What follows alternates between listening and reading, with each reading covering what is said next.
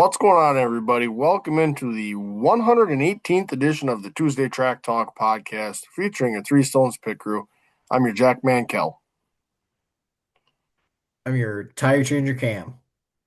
And I'm your gas man, Cam.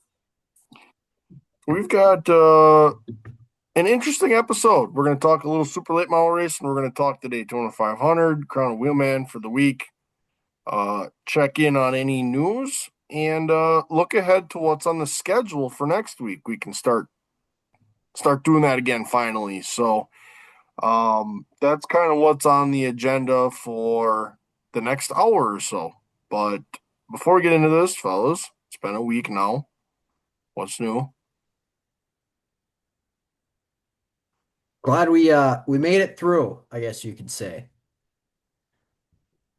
But no, pretty good otherwise. Obviously, I think everybody's enjoying this warm weather stint that's coming through.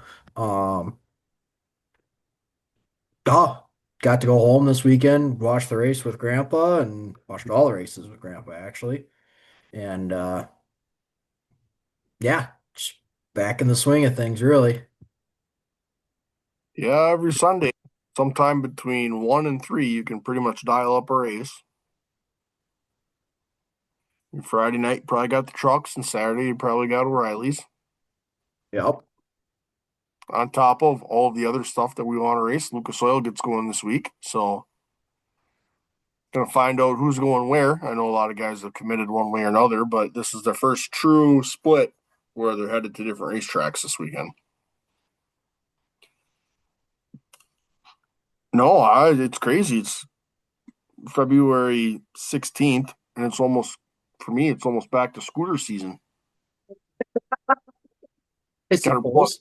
I got her plugged in and charged up. It just makes me a little nervous bombing through there in the dark, not being able to see the ice. Yeah, fair. So I'm gonna give it a few more warm days here before I really test my luck. But it's ready to go. It just the ice makes me a little nervous. But Yeah, that's it's every Sunday from now on. You're on Do Not Disturb, and I mean, depending on how into it you are, you could almost go most weekends Friday night, and then you can chalk up a Saturday mid afternoon, and then Sunday, and yeah, it feels good. Now that for us, it feels like you're getting access back to cable TV, being able to watch a lot of racing. So yep, uh, we're back in the swing of things, ready to rock and roll, and as one would say, off to the races we go. absolutely. Well, let's go ahead and jump in. We got a few little bits of news. We'll cover this quick, and then we'll talk some actual racing. So, let's go ahead, run through the news here real quick for the next 2 minutes or so, and then we'll get rocking and rolling. Yeah, I'll take over for starters here. Hitting on a little bit of sprint car news. High Limit has a new presenting sponsor for the series. They are going to be presented by Interstate Batteries. This is after Kubota has dropped their sponsorship. Interstate's involved in a lot of things, obviously with Joe Gibbs Racing. They're involved in drag racing. They have a list of other things that they had, but obviously very heavily involved in motorsports, and now they're getting in the sprint car world. So good on High Limit. That'll help their product a big ton. I think it'll help Interstate as well. Um, Speaking of High Limit, one of the owners there, Brad Sweet. This was per Master Gassers, but I also saw this on Full Sports as well. Brad Sweet run somewhere between 30 and 40 races with Paul Silva as crew chief, splitting both with Paul Silva and Kevin Kowalski, who owns the W Sprint Car out west. That's a car that Bell has raced in the past. Some notable races obviously would be the Knoxville Nationals, Kings Royal, and a bunch of NARC races out west. So Brad Sweet, even though he's done full-time racing, staying busy. Uh, and then finally, in some IndyCar news, IndyCar announced that there's a multi-year commitment with Chevy and Honda as their OEMs for the series for the future to come.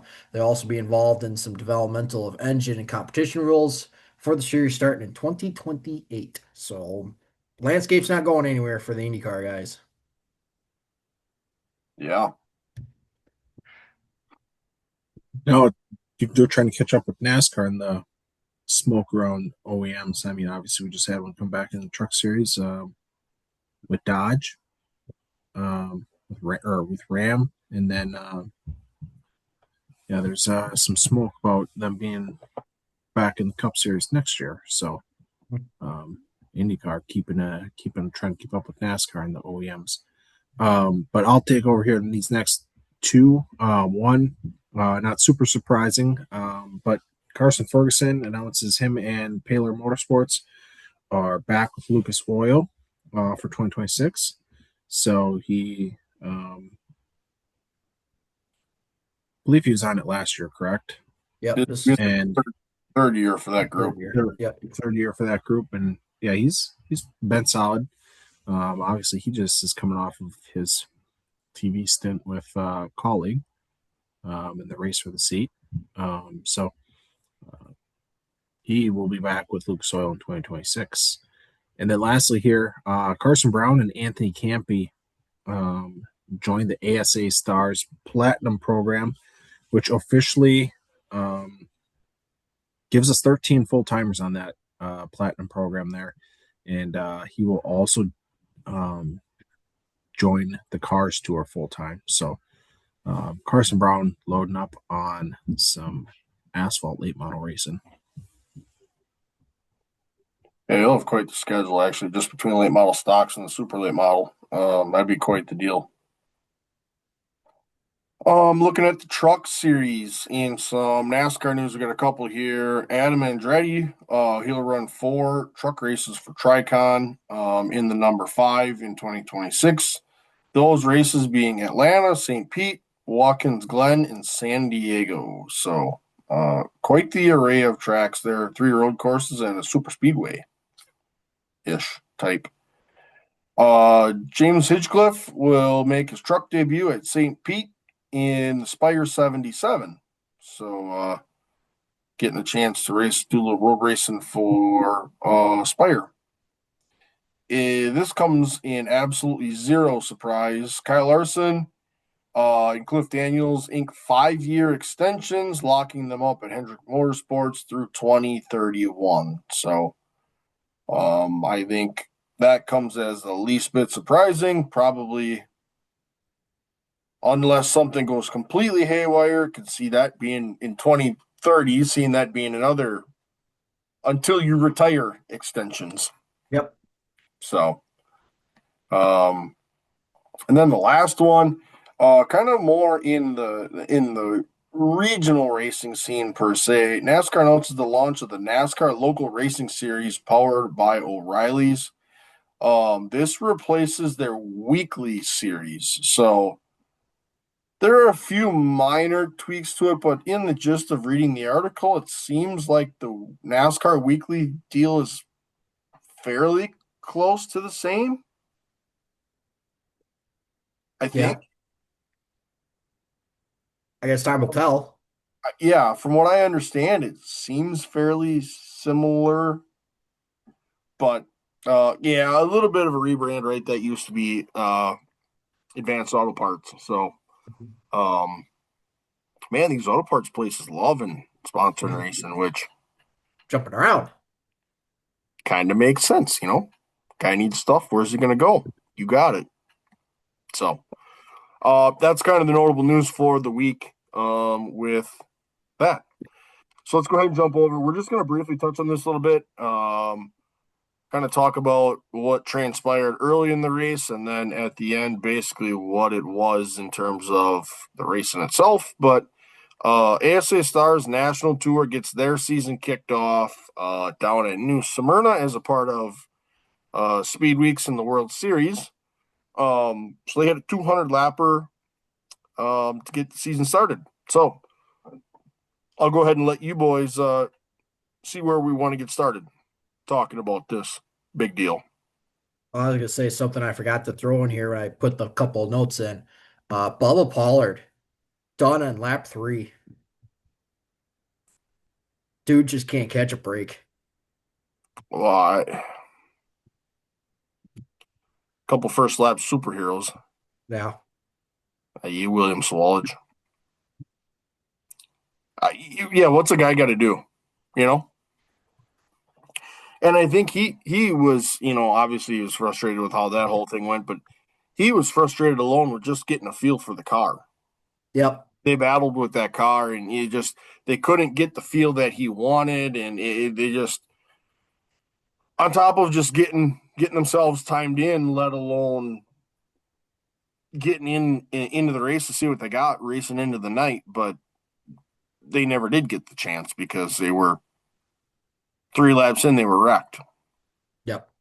So, it's just. And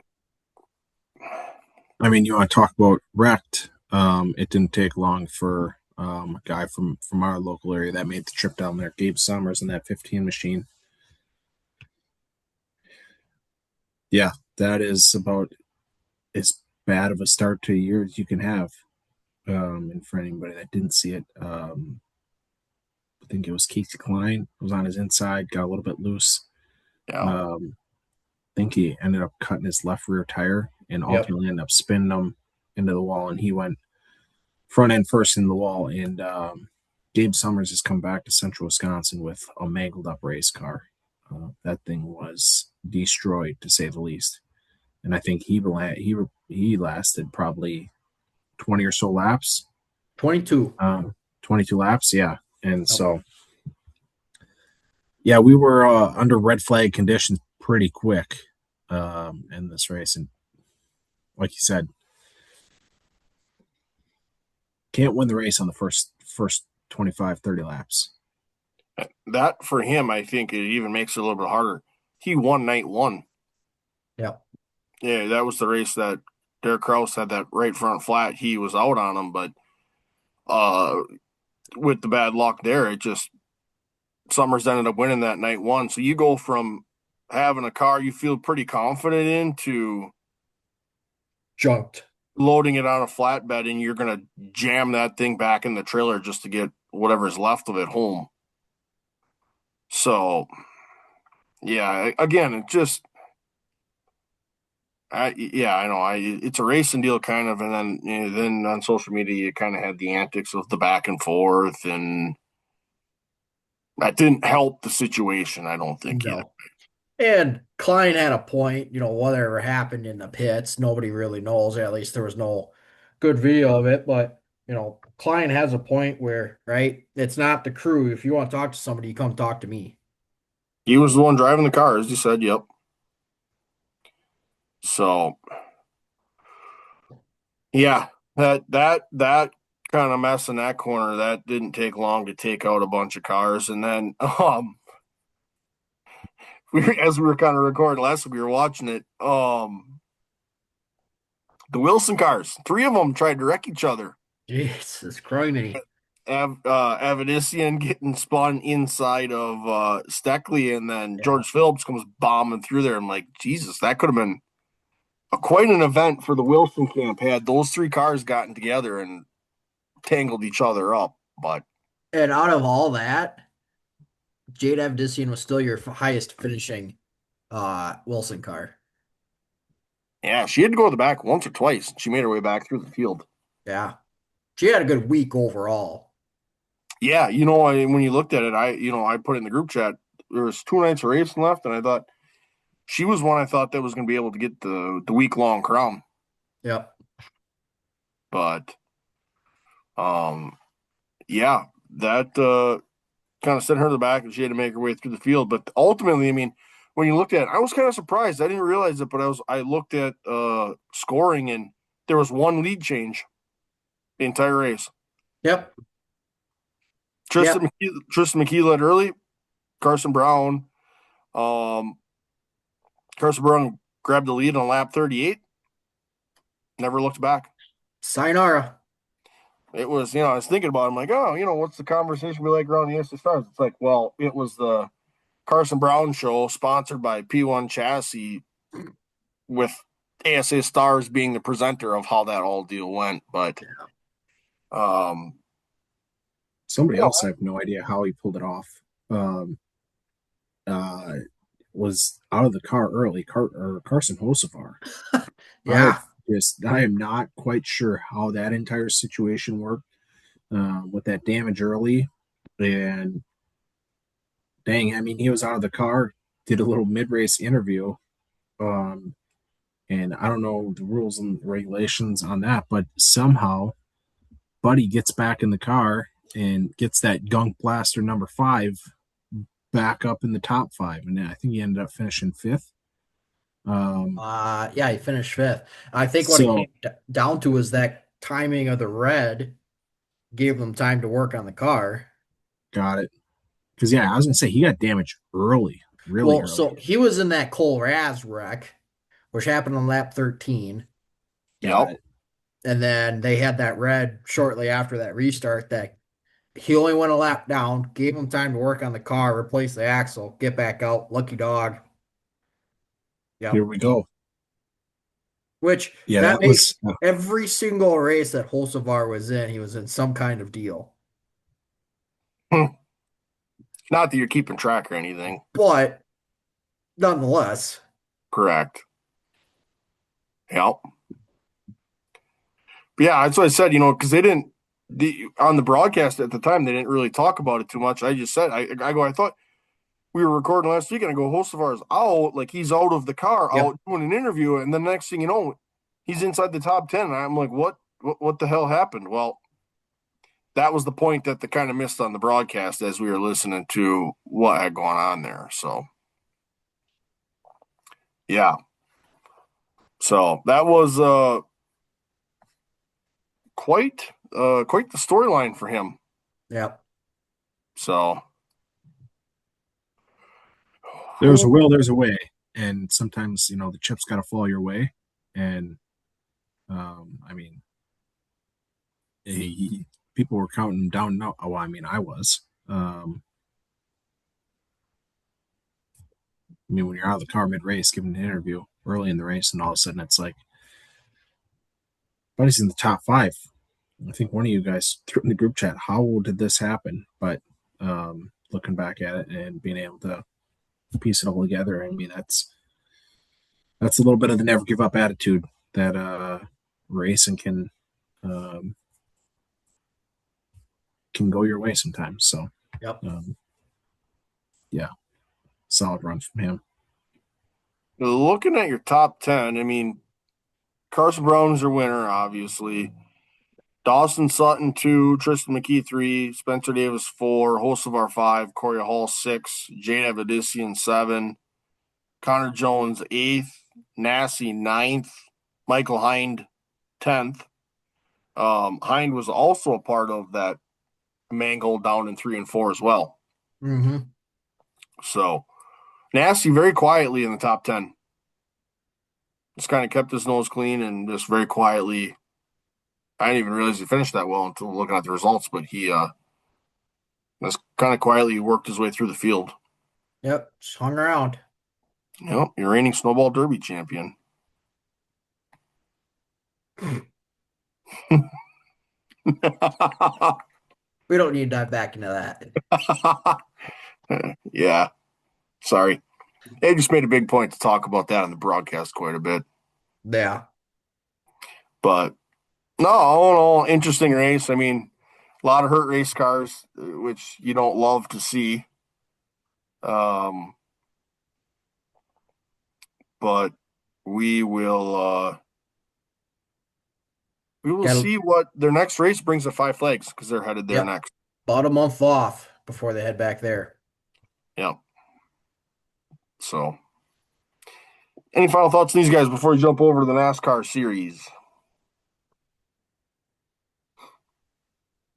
No, looking forward to the next one. Leave it to pro late models to wreck a ton of shit during the week as well. Aye, that was rough. Just rough. They were clipping race cars on night 1. Like, guys. Pro late models are like the B mods of dirt racing. Oh man, help a brother out once in a while. My lord, Yep. Yeah. God, they wrecked a lot of shit.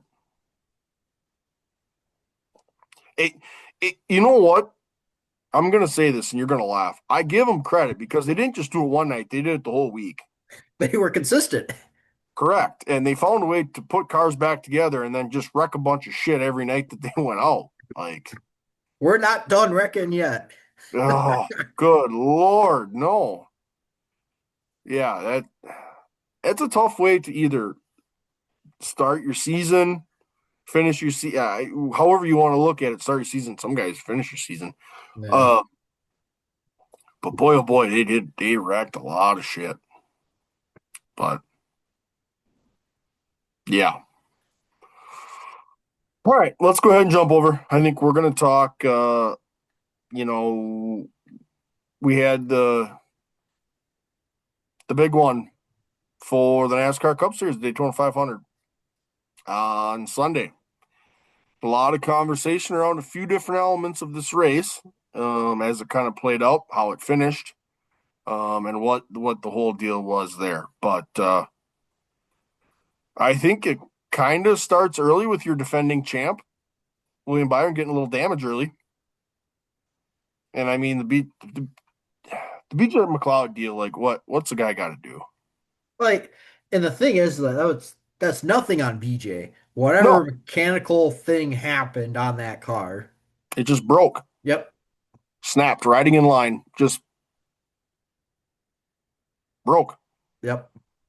Also, how So he got into let's not gloss over the fact of how he got into the 500 with Anthony Alfredo getting DQ'd in his dual Alfredo race. had a tough. He had a weekend to forget. Yes. Oh, yeah. Did he misses out on the 500 because of post race tech. Yep. Doesn't qualify his way in an O'Reilly's race on Saturday, so he has to move over to the 4 car just to race. Yep. Wrecks So, that car. correct. He had a weekend to forget. And then not 100% confirmed, but being thrown around that the hauler had an issue on the way back to the race shop as well. Yeah, if there was something to hit, that whole crew Yep. found a way to hit something. Yeah. Oh, done. But yeah, so I don't know, just an unfortunate deal. And it was Byron and Allgaier was kind of involved in that, kind of got pinched in the wall too. But ultimately, damage really wasn't that bad. Those guys were able to kind of keep rock and roll, and obviously BJ was done. But from there, we kind of got to racing for a little while, and you could really just see the pace pick up once guys knew they weren't going to be able to make it. And we had guys split on strategy. Kyle Busch got out front, and then it was just let's run them out. Let's push the pace and run them out, Yep. which was good to see. I think, if you get, and we're going to talk about this in a little bit too, but he was kind of on an island and they were scrambling. I was listening to the radio. They were scrambling to find guys to come to pit road with them because they were getting to a point where they're going to have to come down by themselves. Yep. What do you do where the rest of the field is just going to outpace you? Well, if you want to stay up front, the other 2 lanes, the middle and the outside, they were going to just run you out. One thing that I'll point out here too was well, again, a point we're going to get to later on. When they were racing through those first two stages, I mean, them guys were getting dicey with each other. Well, I just said when we were talking about it in the group chat, I said early in that race, I just said when they got to race, and I felt like some of the lane changes were just really risky, really early. Yeah. It just felt extremely close. Yep. And Safe place to be is out front. well, didn't prove to be that either. Well, I'll keep it Twice coming to actually. myself. 3 times actually. That played out.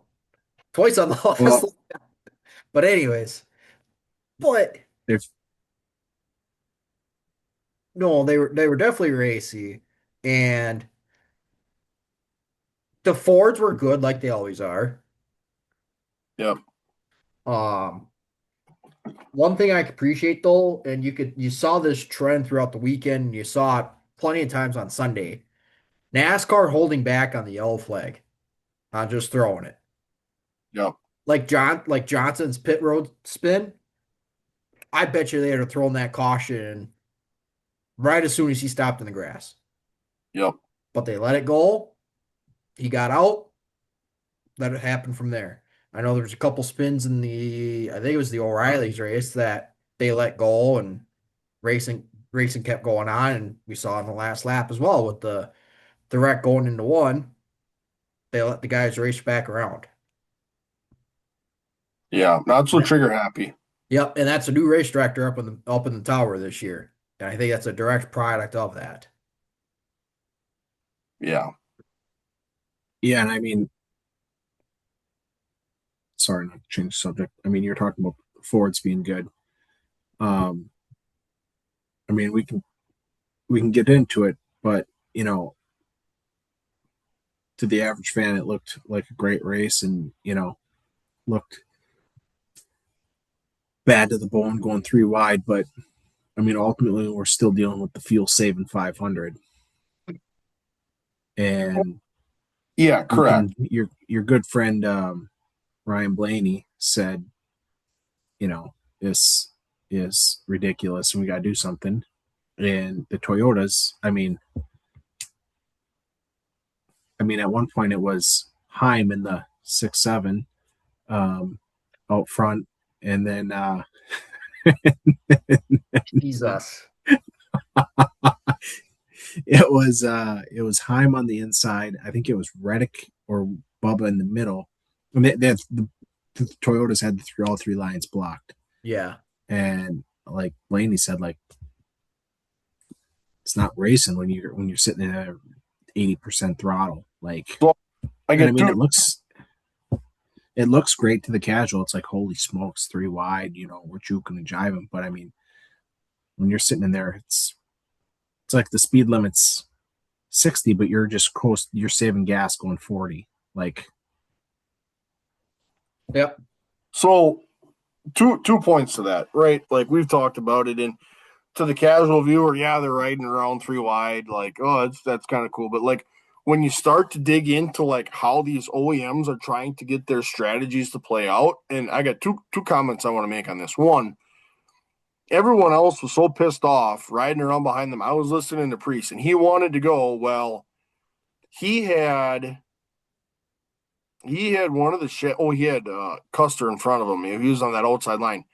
He wanted to go. Well, he started to push Custer, and he started to push him and push him and push him. And he said, if he keeps dragging, I'm just going to keep hitting him harder and harder. Well, he got to a point where you can only push so hard, otherwise, he's going to wreck the field. So the Toyotas kind of just drug everyone around, riding around at 50% throttle. The second piece of that is not only did we ride around and fuel safe for a while, that pit stop strategy there was a mess. Oh, man. You had 4 cars come here, and then another 3 Toyotas with a Chevy, and then you had some Fords, but Chase Elliott went with the Fords. And it's like, not only did we just ride around for them to get their strategy in play, well, then when it came to the pit stop, they blew that too. Yep. And then everyone was in complete scramble mode, which I kind of like mixing up the OEMs a little bit just because you have to work with somebody you got to kind of figure it out on the fly. And I kind of like that part of it. But the fact that we rode around with them blocking 3 lanes and then for them to just crap down their leg ultimately on that stop anyways, you just kind of go, well, what are we doing? Yep. What do we gain out of this? Yeah, you're just it's screwing the strategy up for everybody, including yourself. Yep. And who's to say that mixing up those OEMs in that three wide pack, right? Like the Fords pretty much wanted to go. Chevys, Yep. I think, were just kind of around. The Toyotas are really dictating that pack. So who's to say if you mixed up who was up front at that time, that would change things. What boggles my mind is why are we fuel saving to start off with when we absolutely know there's no way you could stretch that out to the end? I don't understand either. They said it right from the beginning of the race. There's going to be a fuel stop in every stage. Yep. So they knew before they even went out that it wasn't like, oh, if we get a couple cautions, we can stretch it. It wasn't even that. It was we are going to have to stop. So that's just what boggles me too. Now, again, it's the classic, right? You got to be there in order to win it. So you're riding around so you can be there at the end. Yeah, But man, just irks a and guy a I little mean, bit. part of that, I mean, I will say one thing though. It does get it a little bit intriguing there though in the pit stops, and you know, to us, that are getting into listening on the scanner, what's going on, and knowing how the strategies are going to try to play out. Like it does get a little bit intriguing there when Kyle Busch he knows he's winding down, and it was him and his wingman Austin Dillon that were going to come to pit road together. But Dillon he was in the top line behind Hamlin. He was in the third line on the top, and it's like that does get a little bit interesting there when you're on plan B, even C, and left to try to figure it out because, like I said, some of those packs too, you get into your teammates are counting on you to go, but like you get stuck in that third line and you're just rolling. And I think Kevin Harvick said like I wouldn't get out of that line either even if I was told even if I could, like he was in a line with Denny Hamlin and Logano and all them up top, and it was like, yeah, it you know, you you get a mixed bag then of what's gonna happen. Kyle Busch is like leading, I gotta come to pit road. Where's my teammate? Well, your teammate's stuck up top. Well, then who's gonna come with you? And then it's just that does get intriguing. Yeah. And then the on and off pit road can make or break your race, and being able to get on pit road clean, get the feel you need, and then what was killing a couple of those cars is their ability to get off pit road in a group to get going. I mean, there was times where you're going 4 or 5 cars that are got stretched out for miles, if not miles, but they were not coming off Oh, pit road the way you wanted to. and I think the thing with that is like, the classic, why can't you just drag the brake and, get to the car behind you? Well, something that I saw in both of the truck and O'Reilly and really a little bit of the cup race was everybody's going to fight for who wants to be in the lead of that line. And when we're ultimately, you got to get that line going. And the inside line, I think, was guilty of this more than the outside line in all 3 races, where they just were not organized and lined up with each other in order to make those runs. And it's the same thing on those pit scenarios. You can't, so if a guy backs up to you, you're going to go around them, and then you're fighting on who wants to be in the lead of that line, and you're screwing yourself over because here's the pack behind you.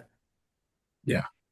and unfortunately, the pack coming behind you has speed. So what does that mean? Look at what Joey Logano did, pulling up to try to break up those runs. Blaney. Same thing. Blaney. Man, you got to get up there, and they're coming full steam ahead. You just got to pull up and hope that you don't get run over. Yep. It works because it ended up grouping up that lead pack again late in the race. But when you're coming down the backstretch and you're still getting up to speed, and then go here comes the run. Let's pull up and try to break this up. You're People just don't hoping to God it's a bad push or you don't get hooked the one way or another. Yep. People to a casual fan saw that as like, oh, they're just racing, but that move took some stones Correct.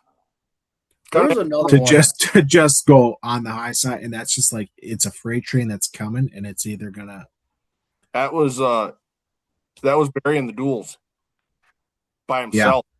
He Yeah. pulled up and he got one inside, one outside, and he got crossed up, but like throw them over your shoulder. They're coming full speed. We're either going to wreck the field or this is going to work. Here we go. Did you guys see the stat, speaking of Barry, the stat on Barry this week? Only car to not get involved in any incident the entire week. Good for them. Yep. But Jesus. So yeah, Hamlin made a comment because of course it was the what can we do to help fix this situation? And Hamlin made a bold comment, surprise, surprise, like he always does. yep. And One thing that I took away from it was if you're going to do this, you need to fix the handling. And if you're going to fix the handling, it means more horsepower. And when you talk about more horsepower in the way that I want to do it, then you get NASCAR insurance involved, which means one thing. You're getting rid of the tapered spacers in the carburetor, which means no restrictor plates. That's how you're doing that. And on top of that, I also did see that some of the options that they're reviewing involve the Clash. Yeah. So that might tell you that the Clash might be going back to a super speedway, i.e. Daytona. Well, I think one of Denny's ideas was I think it was Denny said you want to fix some of this fuel saving problems. Let's move the Clash back to Daytona and give us an experimental package. Yep. We got to do something. Yep.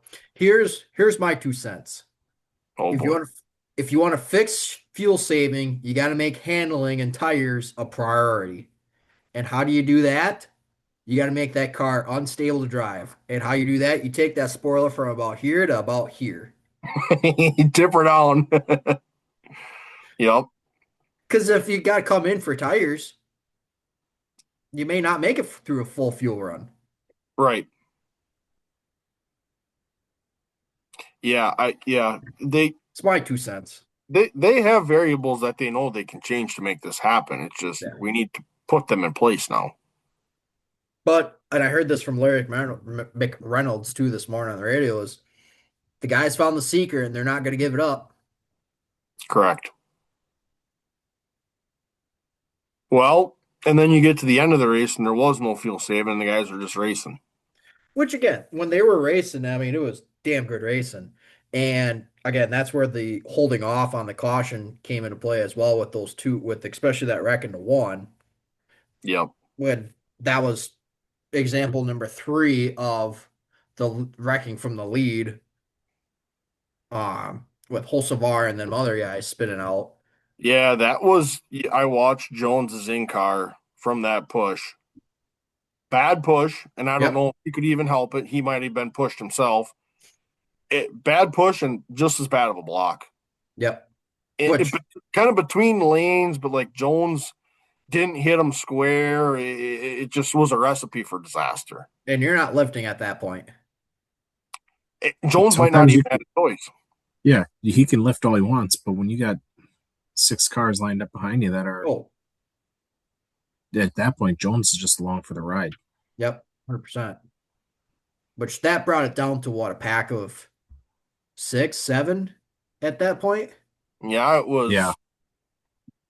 that Chase Elliott, Riley Herbst, Brad Kay, Tyler Reddick, Spinhouse, Stenhouse. Yep. Zane Smith, which, I mean, if you want to get into some stock up, stock down here, I mean, granted, it's Daytona. We've talked about last week. Anything can happen. And this is, I guess this is exactly par for the course, but I did not have Zane Smith winning a stage. No, definitely I not. guess I'll just throw this out there, maybe for the entire year on my bingo card. And so we knocked that one out. I mean, Riley Herbst being involved. I mean, granted, he is pretty solid on. I will give him that. He is pretty solid, and he's been solid in restrictor plate racing. But Riley Herbst being in it with a chance to win it, coming to down the final stretch there, out of 4. Talk about looking for a little job security. Yeah, and I put it in the chat too, and this is another one. Like, I hope they get it figured out. Dude, Legacy, like, I know it's restrictor plates, you got to take it with a grain of salt, but stock up Legacy. I felt like John Hunter Nemechek was in the mix most of the weekend. A solid weekend for him across the board. And then, like you just talked about, Eric Jones leading the line coming on the final lap. He's leading that top line. Obviously, ultimately gets caught up in the wreck. But again, it is restrictor plate racing. And, we might not ever, it can be a spin house situation. These guys, they might not be in the top 15 for the next few weeks here, but I mean, out of the gate, surprised to see them up there. Yep. Um, boy, Elliott, so close to that 500. He gave her a ride. Now, Yeah. It was an interesting finish. it's good to know that Keselowski can wreck and that leg is going to be fine though too. Like, Yeah, he made that comment as well, and he got out of the car. You know, what is that? What does that do? And he just said, I'm happy with how everything went. That we could wreck and know that I'm going to be okay in the car." yep, that's your last check mark there on your form that says, yeah, you're good to go. Yep. So, but talk Yeah, about being the catbirds, you got to be in the catbird seat. I always say, if you want to be in contention, you got to be in that camera shot on the backstretch. Yep. With some And help. with some help, correct. But Yeah. Bragg taking advantage of what he was given. Oh yeah. I'm gonna go out there. I'm gonna throw this, and I've been I don't usually give him much grace or much. I'm usually not too nice to him on this podcast, but I'm gonna go out there right away. I'm gonna say stock down RCR right off the rip. I mean, some of it's some of it's obviously Austin Dillon in his situation hitting the, couldn't see anything coming down pit road and hitting Briscoe, but Kyle Busch to put it on the pole, and then to anybody that listened to him and his spotter talking on that last lap. I mean, that is just RCR and Kyle Busch to a T. I mean, do you guys hear it or no? Yeah, they asked if he's out of fuel, and he goes, "Why would I rush to get into the wreck?" Effing running 30th. And then, like, It didn't pull a case of mirrors in the duels, that's for sure. and I just was like, dude, he was way off the pace. Like, they just drove like right away from him. And I'm like, Yeah. if that's me, I feel like you can get a little bit closer. Yeah. That But I mean, ultimately, I didn't see that they were taking some flack for that move, but it ultimately netted him like a +10. I know, but did we have? I mean, I don't know. That was a business decision to do what he did there, and I mean, Yeah, it was. I mean, like he was like there's laying back, but that was like, Checked out. wow, yeah. Oh yeah. And like you said, I mean, it ultimately did net him a P15, but yeah, I don't know. That was For definitely a some, business decision there. yeah, for him being as bad fast as he was showing up, and um obviously he's been trying like heck to get that one. I mean, at this rate, I don't think he's gonna get it. He's No, in a contract year. another one. So, but Yeah. how ironic that your your defendant or plaintiff in the lawsuit He's your is your winner winner of the 500 for the biggest purse. ever. Ouch. That as they had to fill that checkout, that one just hurt the soul a little extra. Yep. Yeah, But you know well, what? Bygones be bygones. What's the past is the past. yep. And at the end of the day, somebody that was needing to get back to victory lane did. Yes. He had a tough stretch last year. He had a lot of personal stuff going on, which made it very hard to race. And I can get behind that and understand that. But Yep. unfortunately, that also comes with the strings that you are driving for Michael Jordan. And you're going to do one thing, and that's one, win races, and two, compete for a championship. So, again, like I said, to a certain degree, totally understand. But Yep.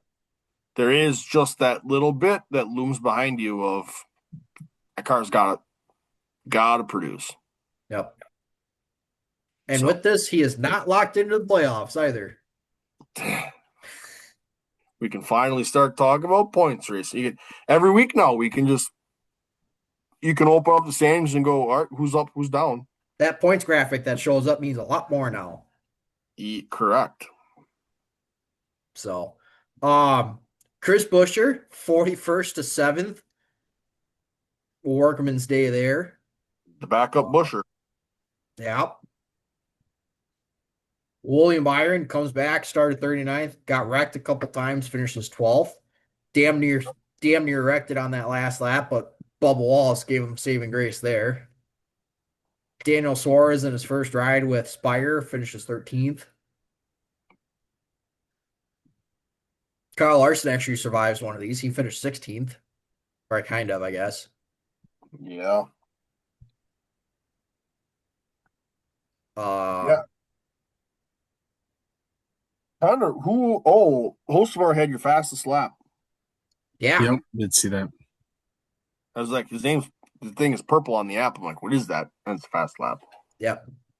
Gregson, Xfinity fastest lap. Yeah. Yeah. Gregson was 11th. Let's just we'll run through top 10 real quick.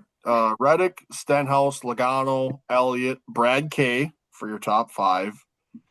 Zane Smith, Chris Buescher, Riley Herbst, Josh Berry 9th, Bubba Wallace 10th.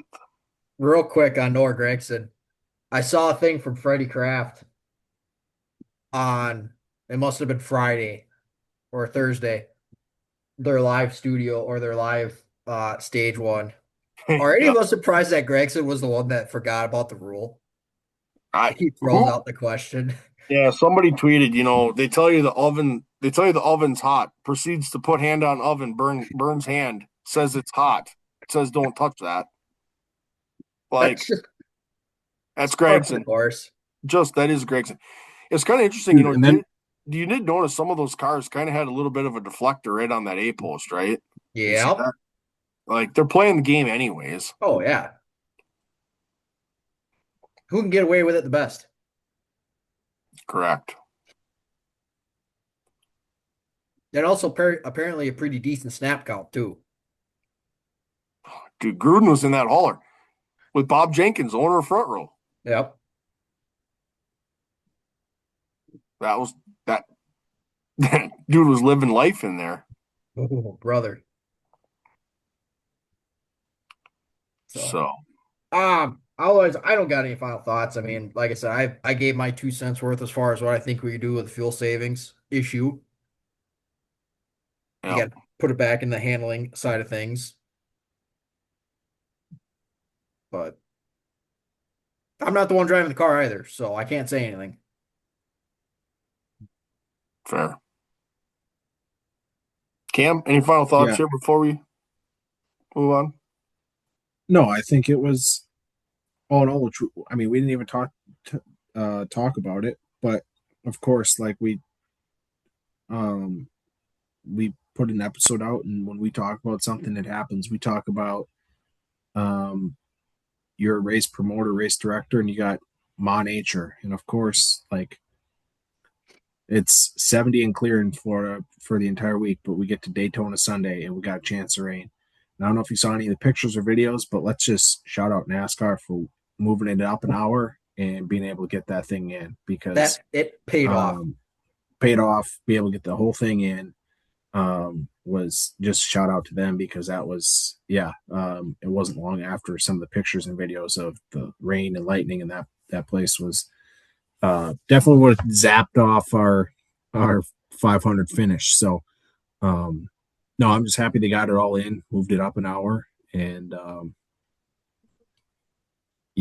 is one of the greatest sports spectacles there is. And the old why am I drawing a blank on the fighter jets that the flyover? Thunderbirds. One of the most awesome flyovers you can see. I've never experienced, but just how close they are. And taking the definition of buzzing the tower literally. Yeah, I did see for the first time. I don't know why. Maybe because we got numbers back where we want them. First time in like 10 years, Daytona's posted attendance numbers. I see 150,000 people in attendance, and then over 450,000 people over the course of speed weeks. Yep. So yeah, I don't know. Fun race. It was Daytona. Anything could happen. And we got another restrictor plate style race coming up here next weekend at Daytona or at Atlanta. But Echo Park. Echo Park, by the way. It's like the Xfinity series.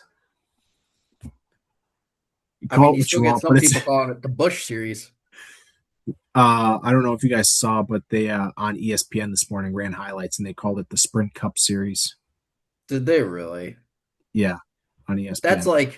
That's 2 namings ago. NASCAR That's Sprint like Cup the 2000s. Series. That's like the 2000s. Brother. Yikes. So, yeah, I don't know. Leave it to ESPN, though, to do that. Yeah. Correct. I'm looking forward to getting settled in and getting back in the swing of things. That is for sure. All right. Jumping ahead. We are back on having races, and that means we got guys driving race cars. That's a chance for us to highlight what will be the Wheelman of the week. We'll just go ahead and I'll run through these and let you guys shoot away at them. We have 3 nominees for this week's Wheelman of the week. Nick Hoffman with a late model, won 3 races. Won his first big gator in the late model. The aforementioned Reddick, as we just talked about, escapes the chaos to win the Daytona 500. And then also previously talked about Carson Brown leads 170 laps, call it, to win Stars race at New Smyrna. Basically took it to him. 3 very different ways to go about being nominated this week. Yeah. I'll throw one more in there. We didn't talk about it, but also Daytona finish. How about Chandler Smith on Friday night getting the Truck Series win? Photo finish there. Heck of a drive. Snuck himself into there, yeah. With a push from old Majeski. I was gonna say, yeah, brought to you by the 88. That was a good shout out though from Chandler. It was a 4 teammate Majeski. Smart from Majeski, knowing he probably can't win that race. So push a Ford teammate to the win. Yeah, if you can't win, it's got to be your manufacturer. And that's the whole like good juju out in the world. Like you do, like somebody's gonna remember that. Like Chandler Smith next time next time he's racing him, like he's gonna cut him a little slack. Yep. Yeah, he's gonna cut him some slack. And so and ultimately, I mean, that's racing the right way. Yep. Photo finish, doing it the right way. So I just thought I'd throw him in there. Oh, that's a good one. All right, who you got? Well, he's got his sweatshirt on. Come on. I mean, come on. When you win 3 races in Volusia, 3 in a row for that fact, and he's very good at Volusia in his first one in a late model. Give me Hoffman. He didn't win the final night, but he finished second, didn't he? Finished 4th in the final race. Got it. Either way, but he clinched the big gator. Yeah, Cam, who you got? That's really depressing to Ruben, though, to have you vote like that.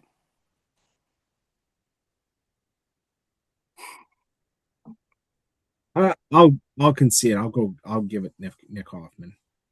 Just across the board. I mean, Wheelman is, like we said, we've all got our own different criteria, but be able, of course, I mean, no discredit to Tyler Reddick in Daytona, but you know, a little more chance. Yeah, that involves a little bit more luck to be able to do it across the board consistently for Nick Hoffman last week. I'll vote Nick Hoffman. There you go. That is what was your vote? Man of the week. I was kind of split on it, to be honest. Like, I was probably going to go Hoffman or Carson Brown, one of the two. So, and just for morale of our tire changer, we'll give him one. Ah, shucks, I appreciate it. Toss him a bone. keep the morale of the crew together. Yep. All right. Looking at the schedule ahead, it starts to expand a little bit. Lucas Oil Late Models back in action. They're at All Tech. And yep, they're All Tech for the week for the Winter Nationals. 3 nights there. World of All Late Models, they head to Hendrick County for a couple 2 nights nights. racing there for the Yep. Swamp Cabbage 100. Wow, that's quite the name. Cars Cars is canceled. Oh yeah, that's right. That's the one that got canceled. Yep. Yeah. That one got canceled. And then basically you got your NASCAR series 1, 2, and 3 trucks, O'Reilly and Cup Series at Echo Park. So that kind of leads us to the penultimate note of the podcast, and that's making race picks and fantasy updates. Well, let's touch on the fantasy part here. I got it. You got her? Yeah, because let me handle this part. All right. Keep in mind, Okay. first race of the year, right? Dylan had 84. 89, get it right. Oh, they gave you a little boost. Yeah, so Official results came in. Yeah, fantasy results were kind of wild. So you got Cam was the winner. Your wife was second. Jared E hanging around for another year, finished as third. Cam, you were fourth. My wife was fifth at 100, and I finished last in 89. So the point spread from top to bottom was 178 to 89. So, as I said earlier in the group chat, we're points racing this year. It's the format has changed a little bit, and the first race is always a little chance. Second week kind of is a little bit of chance too with this Atlanta deal. Here's what I'm telling you though. I played this. This is what, the third year we've done this, or fourth year. And I'm telling you one thing, you can sit here and say that, oh yeah, not getting out of the gate strong. But if you don't get out of the gate strong, it is hard as shit to make up the gap. Van Grohl did it last year. He got out of the gate hot, and I'm like, oh dude, I got hammers waiting in the wing. And you just keep rolling, and then you're treading water. 5 points this week, 6 points this week, then I lose 15. So if you don't get out of the gate quick, it's hard to get back. So well, good to know. Appreciate the advice. With that in mind, now that it's too late, yeah, let's go ahead and make some Cup Series picks for Atlanta. Cam, you get to go first because you're last in this. Speaking of the devil.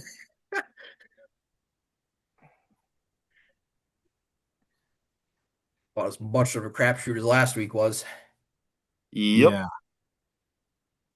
Plate racing on 1.5 miles, 2 mile, whatever it is. I'm gonna mess around and find out. Give me Ryan Blaney. All right.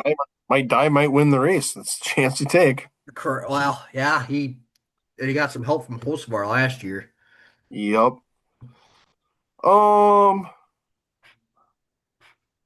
Man, I'm waffling on that pick.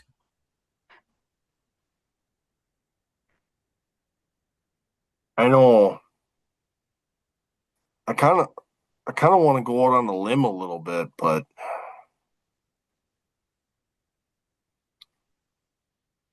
give me the 22 of Joey Logano. Oh my Jesus, this is gonna be bad because I made my pick before you did that. Cindric, and we're going all Penske cars, aren't we? You sure are.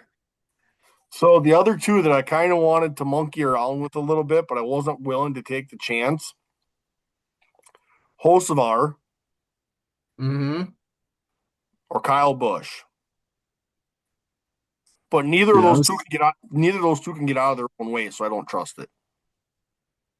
I was waffling on. I was thinking about going back to back on Briscoe. Dude, that 19 camp might be a contender for the championship. Oh, big time. They're going to be fast. Yep. So those are kind of some of the guys that I kind of waffled on a little bit in terms of what I was thinking about, just because most of our finished second here last year, correct? Or was that race 2? Yes, second. Yeah. He's getting a little too comfortable in his skin, and he'll make a move that'll kind of get himself in trouble, I got a feeling. So, all right. Well, that's kind of a look ahead to the weekend in terms of what's on the schedule, couple race picks, and going from there. So, that kind of wraps up what is the 118th edition of this Tuesday Track Talk podcast. As always, if you got races you would like us to cover, races you're watching and want input on, more than happy to interact, whether it be on socials or direct messages or whatever that may be. Nominate your Wheelman of the Week as well. So if you got somebody you can go ahead and stick in there, we will get them in there for you. So as we're thinking about and watching races, be able to shoot those over to us for that. So again, as always, be sure to like, comment, subscribe, and we'll see y'all next week for another edition of the Tuesday Track Talk podcast.